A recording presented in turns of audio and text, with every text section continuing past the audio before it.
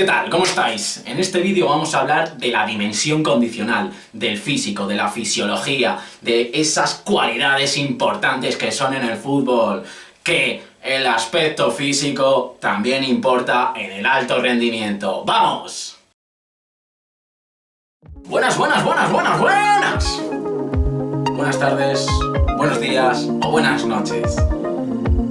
Arrancamos.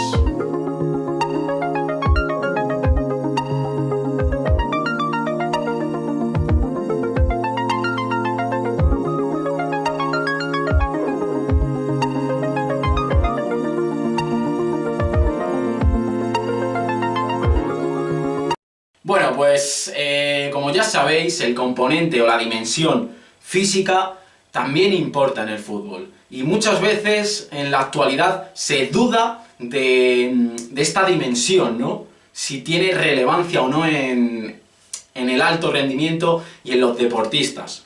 Ya que parece que la táctica es, por así decirlo, la esencia, ¿no?, del entrenamiento.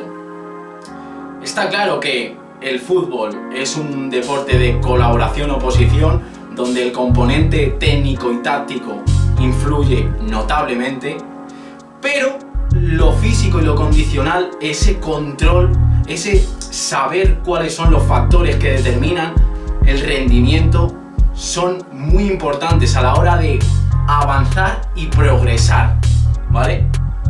Entonces vamos a hablar un poquito de este componente condicional, o esta dimensión condicional, mejor dicho.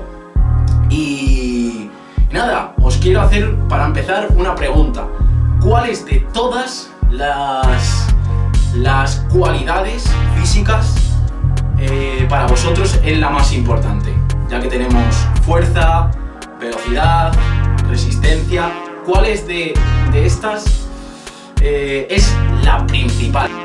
Tenemos que entender que el físico en el fútbol importa, y si no, mirar el alto rendimiento, como cada vez más y mejor están preparados los jugadores, tanto en primer nivel como segunda división, como diferentes ligas. Buscar algún jugador que no esté preparado físicamente, muy difícil encontrarlo, ¿vale? Y eso es porque cada vez hay más conocimientos y es más específico su preparación en función del equipo donde se encuentre ese jugador. Los jugadores, por demarcaciones, por la posición que ocupan, realizan un tipo de esfuerzo u otro, ¿vale?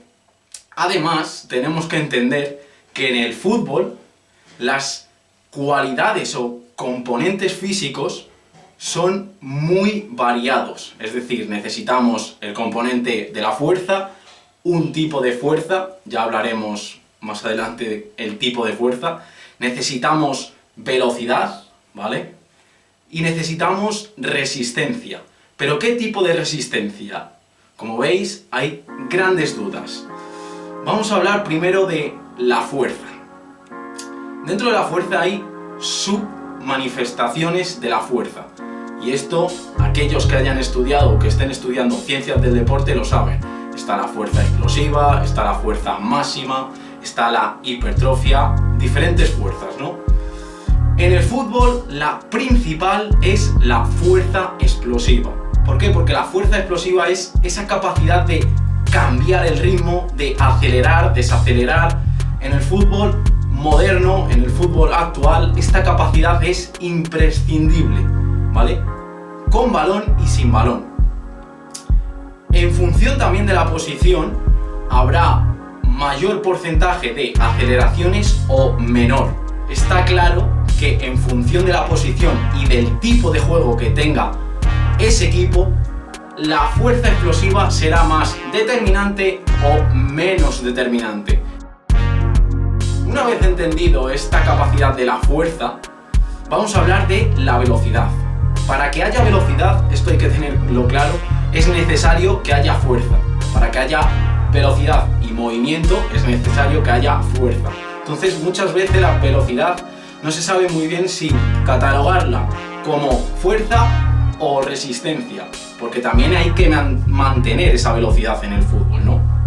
Pues es una combinación de ambas. En el fútbol es necesario tener un sprint alto y además mantener esa capacidad de realizar sprints constantemente, porque en el fútbol la resistencia intermitente es imprescindible. El trabajo, descanso, trabajo, descanso, trabajo, descanso, y mantener la calidad de los sprints. Pero es que además de esa capacidad intermitente, que es la esencia del deporte, en este caso en el fútbol, también los jugadores deben de tener capacidades aeróbicas, una base aeróbica para mantener el ritmo de juego o aguantar los 90 minutos en el partido, ¿no? Joder, ya la llaman. Toma.